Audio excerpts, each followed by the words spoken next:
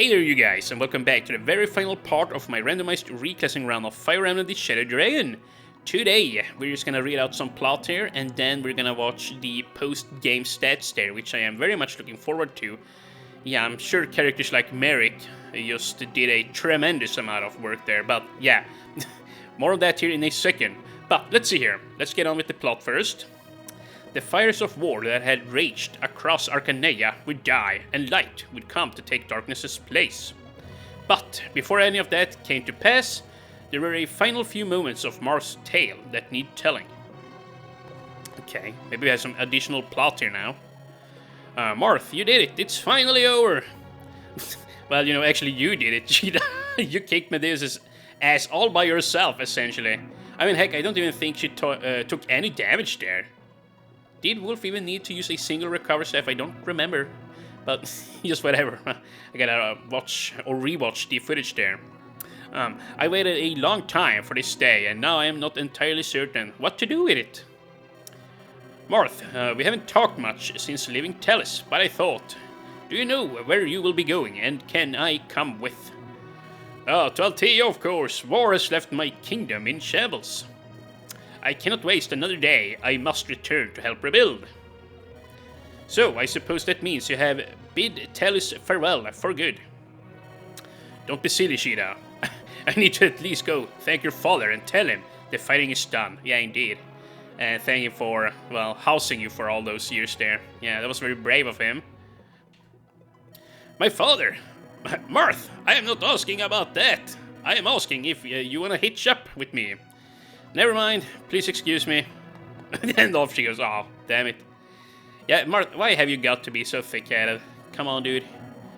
Marth, did something happen? I just passed Cheetah, and she looked heartbroken. Yeah, I can imagine. No, well, we were just talking, and she asked me.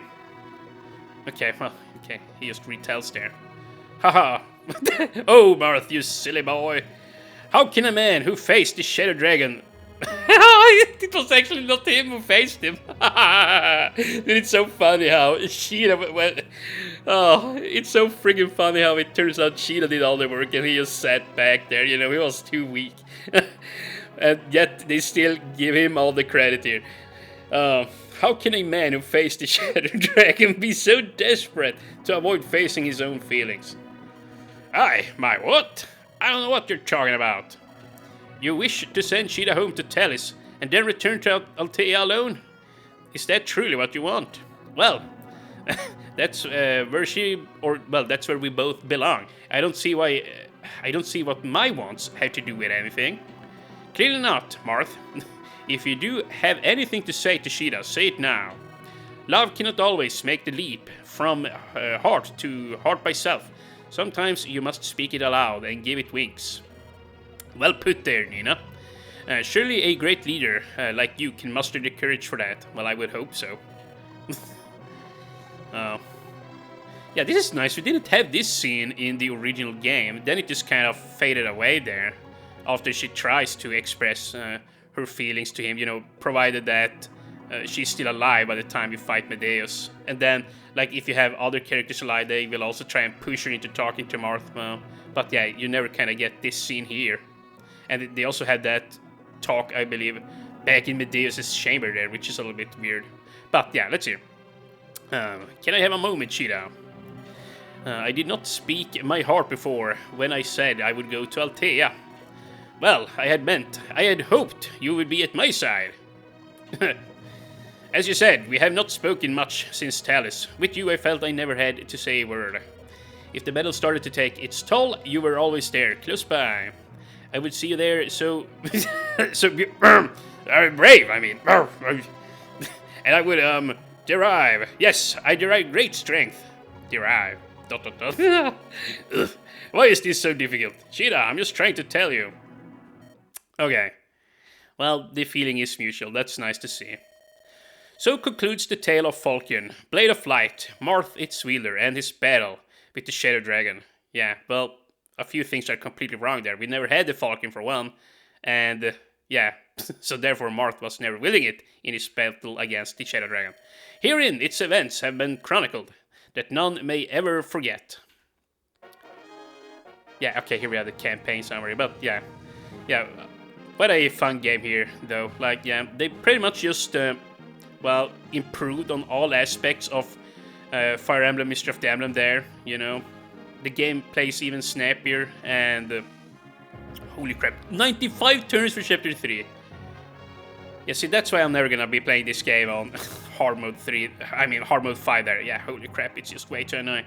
But yeah, they did a beautiful job with this game. Like, the only nitpicky thing I would bring up is that the graphic might be a little bit jarring there at first, but, you know, you definitely get over it. And, yeah, that's about it, though. Like, the game is really nice, you know. A really good DS game there. Back in the day, if you had the Nintendo DS, it was probably one of those games that you needed to pick up. And, you know, I did so, but for whatever reason, I just never played through it. I don't know.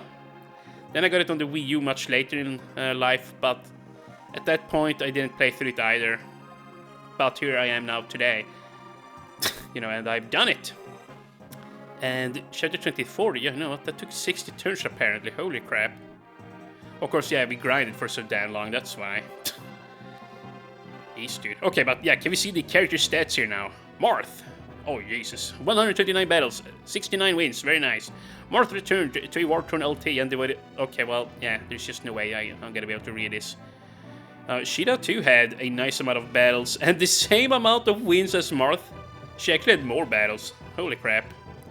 And Bones of Fire and Jagen, yeah, he's crumbled to dust here.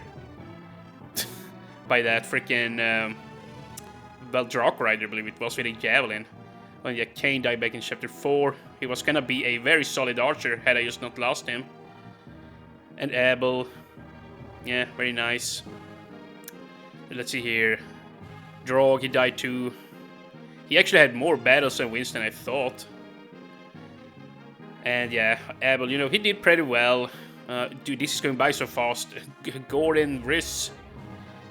Of all characters who survived to that, Risk was one of them. Of course, he didn't fight terribly much. Loyal Blade, Ogma. Yeah, see, he barely got to finish off any enemy units there. He was basically just a semi-tank. And yeah, poor Barst died at Chapter 11. Wow, he died that early. It felt like it happened, like, much later. Jeez, dude. Like, he would have easily been one of our strongest units had he been alive there at the end. And Board and Cord, both are dead. Yeah, back in my original playthrough of Mystery of the Emblem, we had the Cord incident, like in Chapter 2 or 3, but in this game it was the complete opposite. No Board died early on instead. I just noticed that the other day there. And of course, Daros, Spring's first pick there, died early on. Julian died there on Chapter 22 on the video after that first fiasco where I lost 3 units, like Jagen, Sane, and Tiki there, yeah. And of course, Lena, we sacrificed her. Navarre had surprisingly few battles there. I thought he had been in more, you know, he got... Oh my goodness! Oh, yo, what the heck? Look at Merrick! He kicked some serious ass here. Oh, dashing noble Mathis, I was gonna use him. Oh, early on he rerolled into a Cavalier and I lost him there and I was so upset at first. And on the very same map, Hardin died, I remember that too. I was actually very dispirited after losing those 2 guys there, back on that map, you know. Hardin died to a freaking Rider Spain, and then Mathis, he just died. Well, actually, I don't really remember how he died. I just put him on a spot there where he could easily die, or get hit by too many enemies. And yeah, Sedgar there, he got killed by 1% crit, I remember that, which was annoying. He could have been a very nice unit had I got to reclass him, you know, but with his insane growths in this game. Yeah, Roshia there was dead too, but he wasn't never really gonna be anything big there. Wise Teacher Wendell, he died ferrying items from the convoy to Merrick. Big Time Thief Dickard, you know, he's alright, he survived to the end, but he didn't really get to do anything. Bounty actually had 2 fights, yeah. On the chapter where I got him, I do believe we used him a little bit. Just a tad bit. Oh yeah, and Caesar died at chapter 22, yeah. And Lady Killer Red, yeah. He rerolled into an archer. I was gonna try and level him up, but he died. And yeah, still single. Roger. Oh, yeah. Well, still single. He's still dead, more like. But yeah, it's a shame I lost him. It would have been fun to try and level up. He had decent growth there, too. But yeah, I lost so many units in this playthrough. Like, yeah, this game is not kidding around here on Hard 3. Like, it is difficult. It is as difficult, if not more so, than Fire Emblem 6, The Binding Blade, you know, on hard mode. Like, especially since it's so hard to manage your support in this game. Like in Fire Emblem 6, The Binding Blade, as long as you manage your support, you can really boost your characters there. But in this game, it's way harder. Since, you know, the game doesn't state clearly when you gain support and all of that. And yeah, Midya should die there, back on chapter 23, against all those really annoying respawns or reinforcements there. And yeah, oh, holy crap, Dolph had a lot of battles and killings there too. Did he have more or less than Midya? I didn't really get to look too closely at her. They were about the same. You know, they do join at the same time after all. Thomas reclassed into a mage, he was useless. Boa was useless, reclassed into a paladin. Yeah, that's the big issue when, you know, you do a randomly reclassing round. Like, 40 or 30% of the cast there just got completely annihilated, you know, useless. They were made useless due to their reclassings. Like Palla here, another good candidate, another good reason or, yeah, example. She just doesn't really work as a mage with her low skill and speed growth, or speed growth anyways. Yeah, I was so super bummed out about losing Katria there too. Yeah, super freaking bummed out. But it didn't turn out to be that big a deal in the end. You know. And of course Saint 2 I thought was a much bigger blow than it actually was. You know, I was so set on using him to duplicate Merrick in order to, well, have a better chance on the final map there to win. Oh wow, Tikish, yes, really nice. Win to battle record there, yeah, nice ratio, you know. Oh jeez, and Elise, she died there. I slipped up and a sniper or something got through and shot her down on chapter 24, I want to say. Or, well, of course it was then. She only was in, well, that chapter, or joined them. And then Godo, yeah, whatever. Not really a whole lot to say about him. He had 2 battles, that was it. Of course, you could make the case that he was more so here for the healing, but yeah, even so. But yeah, I guess this here is it for Fire Emblem the Shadow Dragon. It's a shame that they speed up the post-game stats by so much here in the, well, newer games. I liked it better back in Fire Emblem Therasia, you know, in the really old games where they took, well, they took a lot of time to write out the plot there and everything, so you could soak it in, you know. But it's no big deal or anything, really. But I keep saying but. Fire Emblem the Shadow Dragon, fantastic game. I am certainly gonna be playing Fire Emblem the New Mystery of the Emblem, you better believe it, and I'll be doing a reclassing run of that game too, a random reclassing run. However, when we handle that game, I think I'm gonna do it differently. I think I'm actually just gonna go ahead and let you guys decide what characters you want your personal picks to be, well, reclassed into, because to me it's still random, you know. It's not like I get to pick, you guys get to pick, and you know, once you have picked a class, well, then you can't change again. But yeah, that way, at the very least, to me it's still random, but you guys get to pick whatever you want, and that is more important here, you know. To me, what's important is figuring the game out with this challenge set in mind. Yeah, there you go. But yeah, fantastic game. Will definitely play it again on my own. Heck, we might even come back and do a replay of this game at some point. You know, it is a reclassing, well, as long as you do a reclassing run of it, you know, it never truly will get boring. Just that on replaying, well, then we can skip all the plot and move through the game a little bit faster. And yeah, speaking of the next game we'll be playing, I actually don't really know yet.